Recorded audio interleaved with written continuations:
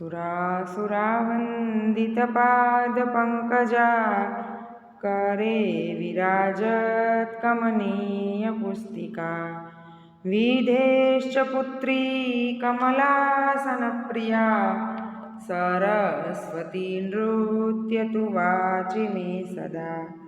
સર્વેભ્યો નમો નમઃ। મિત્રો, FIBA semester 2માં elective course સંસ્કૃતમાં પેપર નંબર 4માં આપણે રામાયણનું સુંદરકાંડનો અભ્યાસ કરી રહ્યા છીએ। તો આ વિષય અંતર્ગત આજનો આપણો ચર્ચાનો વિષય છે સુંદરકાંડના આધારે મહર્ષિ વાલ્મીકીની કાવ્યશૈલી અથવા તો મહર્ષિ વાલ્મીકીની કાવ્યશૈલીની ઉદાહરણ સાથે ચર્ચા। તો મિત્રો, વાલ્મીકીની શૈલી વિશે કહી શકાય કે તેમની શૈલી વિશે લખવું તે અતિ કપરું કામ છે।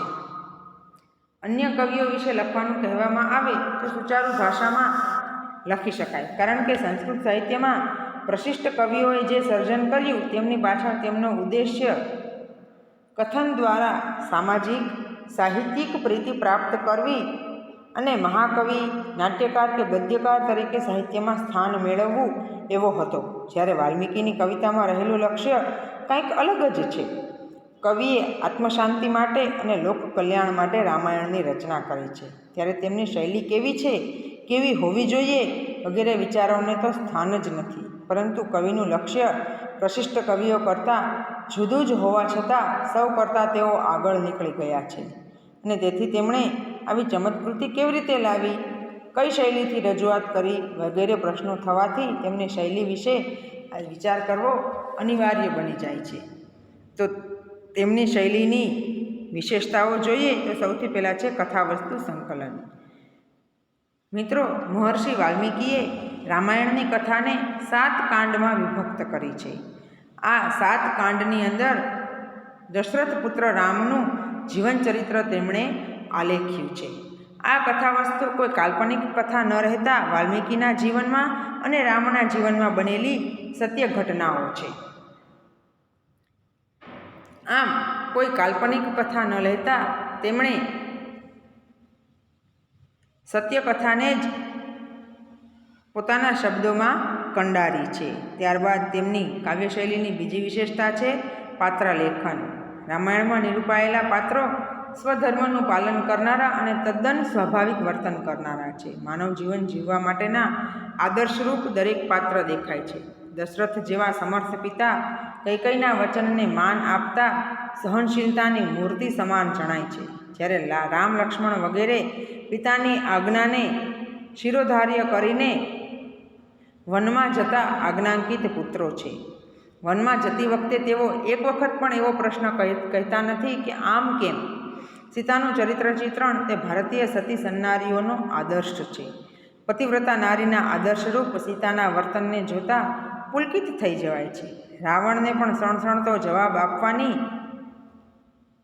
શક્તિ સીતા ધરાવે છે અને તે અત્યંત મનોબળવાળી ત્યાં તેને ચિતરવામાં આવી છે। વાલી, સુગ્રીવ, જાંબુવન, અંગદ વગેરે પાત્રો રામના શ્રેષ્ઠ અનુચરો છે અને યોદ્ધાઓ છે। હનુમાનનો જે દાસ્ય ભાવ કવિએ વર્ણવ્યો છે તે સેવક ધર્મનો મહાન આદર્શ પૂરો પાડે છે, જ્યારે રાવણ અને વિભીષણ પણ પોતપોતાના આદર્શ ધર્મને વળગી રહે છે। પરસ્ત્રીનું અપહરણ કરવું તો સ્વધર્મ છે તેવું જણાવતો રાવણ પોતાની જાતને નિર્દોષ દેખાડે છે, જ્યારે રાજનીતિજ્ઞ અને હંમેશા ધર્મદીપકને હાથમાં રાખનાર વિભીષણનું પાત્ર અનેરી અભિવ્યક્તિ આપી જાય છે। રામાયણના પાત્ર શરૂથી અંત સુધી પોતાની મતિ પ્રમાણે ધર્માચરણ કરતા જ જોવા મળે છે। રસભાવ નિરૂપણ જોઈએ તો રામાયણમાં વીર, કરુણ, શાંત વગેરે રસો પ્રમુખપણે નિરૂપાયા છે, જ્યારે રૌદ્ર, ભયાનક, અદ્ભુત, બીભત્સ, શૃંગાર વગેરે રસોને પણ કવિએ ગૌણ રૂપે રજૂ કર્યા છે। ધ્વન્યાલોકની ઉદ્યોતકરની ટીકામાં કહેવાયું છે કે રામાયણે હિ કરુણ રસઃ, છતાં વીર રસની પ્રધાનતા છે। રામાયણમાં કરુણ રસ છે છતાં વીર રસની પ્રધાનતા છે। રામ અને સીતાના વિયોગમાં વિપ્રલંભ શૃંગાર છે, છતાં તે કરુણ રસની પ્રતીતિ કરાવે છે। શૂર્પણખાના પ્રસંગમાં હાસ્યરસ, રામના ચરિત્રમાં વીરરસ, રાવણના પાત્રમાં રૌદ્ર રસ, તાડકાના પ્રસંગમાં ભયાનક રસ, વિરોધ અને કબંધ જેવા રાક્ષસોના વર્ણનમાં બીભત્સ રસ દેખાય છે। જ્યારે ઇન્દ્રજીતમાં અદ્ભુત, ઋષિઓના ચરિત્રોમાં શાંત, સીતા, શબરી અને હનુમાનના પાત્રોમાં ભક્તિરસ અનુભવાય છે. જ્યારે સીતા ત્યાગમાં કરુણ રસની ઝાંખી થાય છે અને ભવભૂતિ એ સત્ય જ કહે છે કે એકો રસ કરુણ એવ. પ્રમાણે બધા રસોની સમાપ્તિ કે સરવાળો માત્ર કરુણ રસમાં થતો હોય તેવું લાગે છે. ભાષા શૈલી વિશે ચર્ચા કરીએ તો મહર્ષિ વાલ્મીકીની ભાષા સરળ, સહજ અને દીર્ઘ સમાસથી યુક્ત હોવા છતાં ચોટદાર છે. પ્રસંગો અને ઘટનાઓની ભાષા સજીવ અને પ્રભાવપૂર્ણ છે. આબાલ વૃદ્ધ સૌ કોઈને રામાયણની ભાષા જકડી રાખે છે. કથાનો પ્રવાહ વહેતા જલપ્રવાહ જેવો છે. કોઈ આખ્યાન કે ઉપાખ્યાનથી કથા એકદમ અટકી જઈ મૂળ કથાને ભૂલાવતી નથી. પ્રસંગો એક પછી એક એવા ક્રમમાં આવ્યા કરે કે વાચકને ક્યાંય કંટાળો ન આવે. હનુમાનનું સમુદ્રનું ઉલ્લંઘન, સુરસા અને સિંહકાનો પ્રસંગ, લંકામાં પ્રવેશ, સીતાની શોધ, નગરોનું વર્ણન, સીતા સાથે વાર્તાલાપ, રાવણનો પ્રવેશ વગેરે પ્રસંગો એક પછી એક આવતા રહે છે અને જેથી વાચકની જિજ્ઞાસા વધતી રહે છે. આમ વાલ્મીકીની ભાષા સુસંસ્કૃત, નિયમિત અને સમૃદ્ધ છે. વાલ્મીકીનો શબ્દભંડોળ સાગર સમો વિશાળ છે અને તેમની શૈલી એ વૈદર્ભી શૈલી છે. વર્ણન કલા જોઈએ તો વાલ્મીકીના વર્ણનો સચોટ અને તલસ્પર્શી છે. જેમ કોઈ માઇક્રોસ્કોપ દ્વારા બારીકમાં બારીક વસ્તુ જોઈ શકાય તેમ કવિનું વર્ણન અણિશુદ્ધ છે. હનુમાન કૂદકો લગાવે ત્યારે ઉપર ઉડતા તેમના શરીરનું વજન પગ ઉપર અને પગની શક્તિ મહેન્દ્ર પર્વત પર લાગતા તે ખળભળી ઉઠે છે તેમ તિરાડો પડે છે. ત્યારે ત્યાં તિરાડોમાંથી પેટાળમાં રહેલ સુવર્ણ, રજત અને કિંમતી પથ્થરોના ચળકાટથી ચળકતી વીજળી જેવી રેખાઓ સર્જાય છે. આ વર્ણન અતિ મનોરમ છે અને તેમાં કવિની સૂક્ષ્મ નિરીક્ષણ શક્તિ જોઈ શકાય છે. તેમના વર્ણનો સ્વાભાવિક, ઔચિત્યપૂર્ણ અને સપ્રમાણ છે. તેમના કાવ્ય તત્વને ક્યારેય હાનિ પહોંચાડતા નથી. કવિનું લંકાનગરનું સૂક્ષ્મ વર્ણન, રાવણના અંતઃપુરનું વર્ણન, અશોક વાટિકા વિધ્વંસનું વર્ણન વગેરે સ્વાભાવિક અને અતિશયોક્તિથી દૂર રહેલા છે. સમુદ્ર, પર્વત, અશોક વાટિકા વગેરેના વર્ણનો દ્વારા આપણને પ્રકૃતિની રંગીન સેર કવિ કરાવે છે. ત્યારબાદ પ્રકૃતિ નિરૂપણ પણ કવિનું સુંદર છે. વાલ્મીકીએ પ્રકૃતિને નજરે નિહાળી છે અને સાથે કલ્પના ચક્ષુનો સુમેળ કરીને વર્ણનને વધારે અસરકારક બનાવે છે. કવિએ નક્ષત્રો, તારાઓ, ગ્રહો, સૂર્યોદય, સૂર્યાસ્ત, પર્વતો, આકાશ વગેરેના સચોટ વર્ણનો કર્યા છે. ચિત્રકૂટના ગિરિશૃંગો, ગંગા યમુના નદીનો સંગમ, સમુદ્રના વર્ણનો પણ આકર્ષક છે. નદીના સંગમનું પ્રાકૃતિક વર્ણન મનોહર છે. કવિએ સુંદરકાંડમાં પ્રકૃતિના રમણીય જીવનનું વર્ણન કર્યું છે અને અરણ્યના સુસ્પષ્ટ વર્ણનો કર્યા છે. ઋતુ વર્ણનો તેમજ પ્રાતઃકાળના વર્ણનો તેમજ અનસૂયાનું સંધ્યા વર્ણન અને વિશ્વામિત્રનું નિશા વર્ણન સરળ ભાષામાં રજૂ થયું છે. સીતાને વનવાસની ભયંકરતા સમજાવતા કરાયેલું વર્ણન પ્રકૃતિનું કરાળ પાસું દર્શાવે છે. જ્યારે રામનું સ્વાગત કરતા પર્વતો, નદીઓ, વન વગેરે વર્ણનો નવરંગે રંગાયા જોવા મળે છે. આમ કવિએ પ્રકૃતિનું સૌમ્ય, મૃદુર અને કરાલ દરેક પ્રકારનું વર્ણન કર્યું છે. સંવાદ કલા જોઈએ તો આમ તો સંવાદ એ નાટકનો અંશ છે, પરંતુ